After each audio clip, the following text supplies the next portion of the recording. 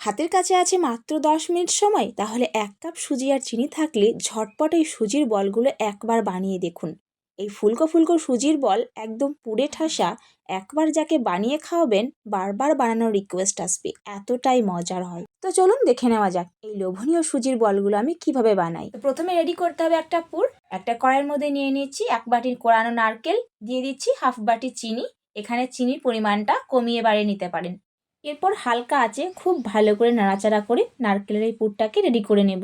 এখানে বলার মতো সেরকম কিছুই নেই, পিঠা বানানোর জন্য যেভাবে নারকেল এবং চিনি দিয়ে আমরা পুর বানাই ঠিক সেভাবেই করব। দেখুন এখানে নারকেলটা খুব ভালো করে কিন্তু সেদ্ধ হয়ে গিয়েছে। শেষে দিয়ে দিচ্ছি একটু সুজির গুঁড়ো, খুব ভালো করে মিশিয়ে নিচ্ছি। এখানে চাইলে আপনি দানা সুজিটাও ব্যবহার করতে পারেন কিংবা 1 চামচ মতো চালের গুঁড়িও ব্যবহার করতে পারেন। দেখুন খুব ভালো করে আঠালো একটা পুর রেডি করে নিয়েছি, খেতে কিন্তু বেশ টেস্টি লাগে। এরপর একটা পাত্রের মধ্যে এটাকে উঠিয়ে একটু ঠান্ডা করে নেব। তারপর কড়াইয়ের মধ্যে দিয়ে দিচ্ছি 1 চামচ ঘি।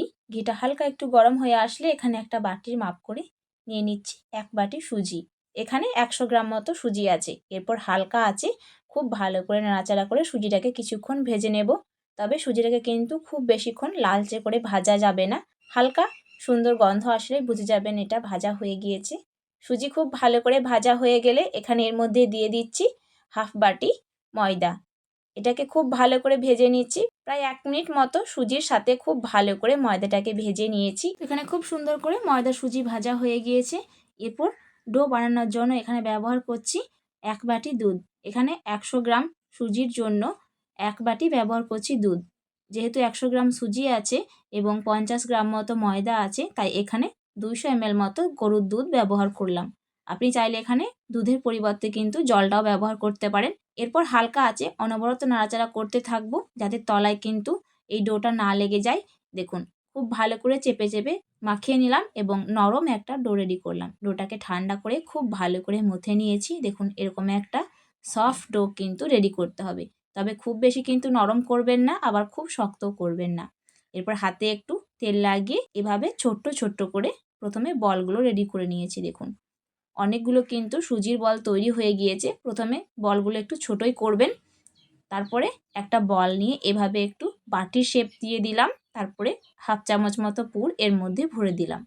এরপর মুখটাকে খুব সুন্দর করে কিন্তু বন্ধ করে দিচ্ছি। খুব ভালো করে কিন্তু মুখটাকে বন্ধ করতে হবে, না হলে তেলে দেওয়ার পরে কিন্তু এগুলো খুলে আসতে পারে। এভাবে চাপ দিয়ে সুন্দর করে একটা সুজির বল তৈরি হয়ে গেল। একইভাবে কিন্তু আমি সব সুজির বল রেডি করে নেব। তার জন্য আরও একটা বাটি তৈরি করে আবার একটু পুর দিয়ে সুন্দর করে মুখটাকে বন্ধ করে আবারও একটা সুজির বল তৈরি করে নিলাম। কতটা সহজ দেখেই বুঝতে পারছেন, একদমই ঝামেলা নেই। যারা বানাতে পারে না তারাও কিন্তু খুব সহজে বানিয়ে ফেলতে পারবে। এক এক করে সব পিঠাগুলো হয়ে গিয়েছে। দেখুন বন্ধুরা পিঠাগুলো দেখতে ঠিক কতটা সুন্দর লাগছে। এতটা সহজ পিঠা মনে হয় আগে কখনো বানাইনি। এরপর এগুলোকে একদম ব্রাউন ক্রিস্পি করে ভাজতে হবে। তার জন্য কড়াইয়ে কিন্তু আগে থেকেই আমি তেলটাকে খুব ভালো করে গরম করে নিয়েছি। তেলটা প্রচুর গরম থাকতে হবে। এরপর এক এক করে বলগুলো আমি দিয়ে দিচ্ছি। সুজির বলগুলো কিন্তু একসাথে অনেকগুলো দেওয়া যাবে না, প্রথমে কয়েকটা মতো দেবো, না হলে একটার গায়ে একটা লেগে কিন্তু ভেঙে যেতে পারে। ওপর থেকে এভাবে তেল ছিটকাতে থাকবো যাতে ওপরের লেয়ারটাও খুব সুন্দর করে ভাজা হয়ে যায়। প্রথমে আঁচটা কিন্তু একদম হাই হিটে রাখবেন 2 মিনিট মতো। যখন ওপরে সুন্দর একটা লেয়ার আসবে তখন আঁচটাকে মিডিয়াম করে মিডিয়াম আঁচে সুন্দর করে উল্টে পাল্টে দেখুন এরকম ব্রাউন করে ভেজে নিয়েছি। কতটা সুন্দর লাগছে দেখতে বলুন তো। এক সেট ভাজা হয়ে গেল। একইভাবে আমি পরের ব্যাচগুলো ভেজে নেব। তো একইভাবে আমি সবগুলো সুজির বল ভেজে নিচ্ছি। হাতের কাছে কিন্তু খুব একটা সময় না থাকলেও আপনি অনায়াসে ঝটপট অনেকগুলো পিঠা বানিয়ে ফেলতে পারবেন। সুজির এই বল পিঠাগুলো বানাতে কিন্তু খুব বেশি কষ্ট করতে হয় না, অল্প পরিশ্রমে কিন্তু আপনি অনেকগুলো পিঠা অনায়াসেই বানিয়ে ফেলতে পারবেন।